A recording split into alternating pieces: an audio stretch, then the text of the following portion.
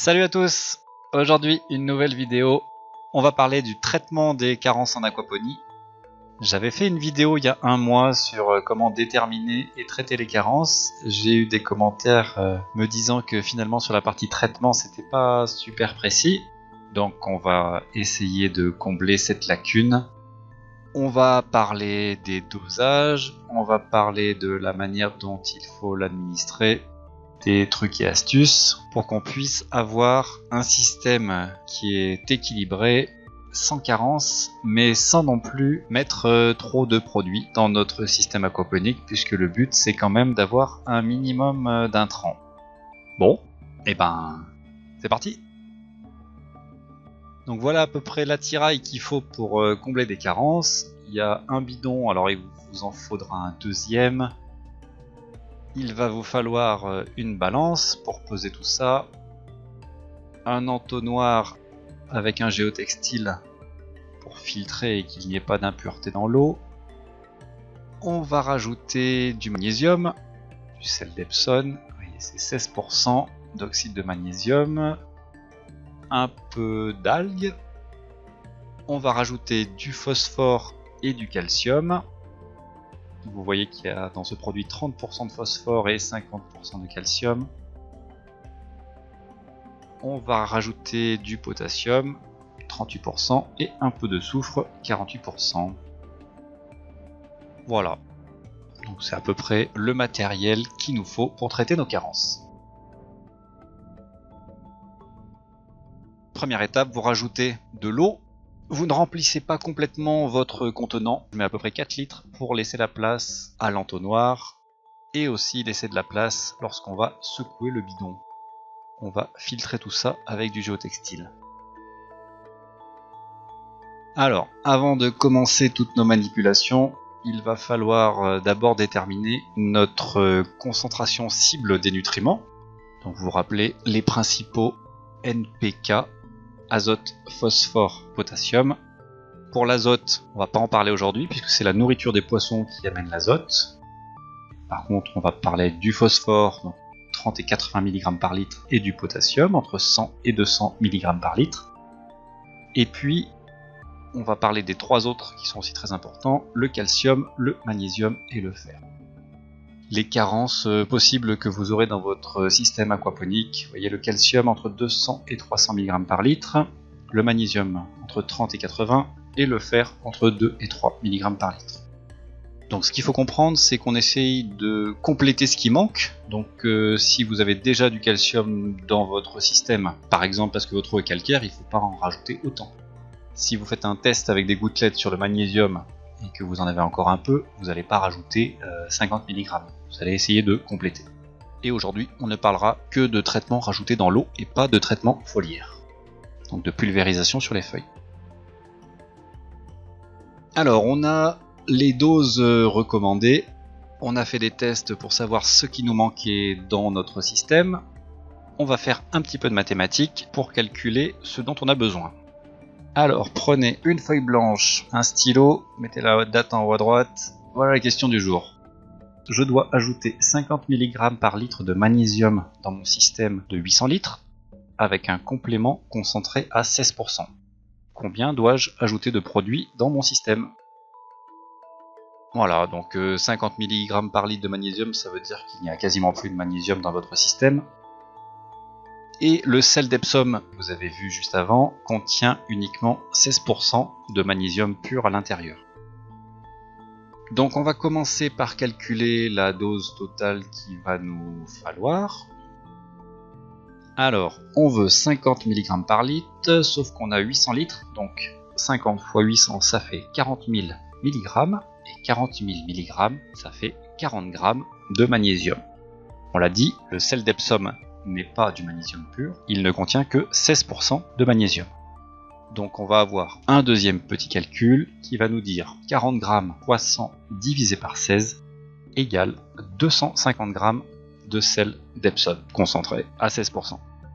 Voilà, c'est QFD, ce qu'il fallait démontrer. La réponse à la question combien je dois en rajouter, c'est 250 g. Alors voilà comment je procède. C'est peut-être pas la meilleure des méthodes, mais enfin c'est la mienne. Vous posez un petit pot, on tare tout ça sur la balance, voilà, 0 g. Ensuite, vous rajoutez votre produit, soit vous le versez, soit vous le prenez à la cuillère. Donc là, il me restait encore assez de magnésium dans mon système, donc je vais pas en mettre 250 grammes. On va à peu près en mettre la moitié, donc 123 grammes, pas au gramme près, hein. Et je verse tout ça dans mes 4 litres d'eau. Ensuite, on va prendre du phosphore. Vous voyez, c'est une espèce de poudre comme ça. Donc de la même manière, on va peser le phosphore et ensuite on va le mettre dans l'eau. Donc voilà le résultat. On a rajouté tous nos produits. Alors le petit souci, c'est plutôt les algues. Ça reste encore très solide, donc j'essaie de mettre de l'eau plutôt tiède pour que ça se dissolve. Et ce qu'on va faire, c'est que on va le secouer. Donc là évidemment à une main c'est pas très simple. Et dès que je vais poser le téléphone, je vais prendre ma deuxième main et retourner le bidon pour pouvoir mieux mélanger tout ça. Vous voyez ce que ça donne, c'est marron. Et de l'autre côté, on a préparé notre bidon pour mettre le mélange. On a placé nos géotextiles. Et c'est parti. Églou, églou, églou. Et vous vous arrêterez au moment où les premiers dépôts arrivent. Tout ce qui ne s'est pas dissous va commencer à se déposer sur le géotextile. À ce moment-là, on n'insiste pas, on arrête. Et vous avez dans votre nouveau bidon une eau fortement concentrée en nutriments et sans dépôt. Vous êtes prêt à aller la mettre dans votre système. Nous voilà donc dans la serre. Donc vous voyez qu'avant je ne filtrais pas avec du géotextile, ça fait plein de dépôts partout. Et puis après, c'est bête comme chou, hein. Vous versez ça. Alors évidemment avec une main c'est pas terrible, va falloir que j'embauche un caméraman. Et c'est reparti, vous mettez toute votre solution, ça va se diluer très rapidement dans le système. Il n'y a pas de risque de brûlure particulière pour les poissons.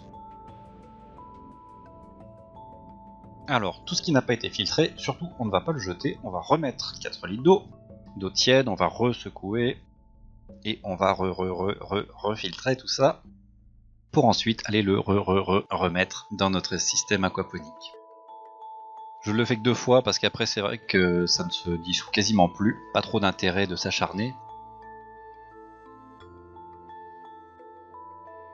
Par contre, on ne veut quand même rien perdre.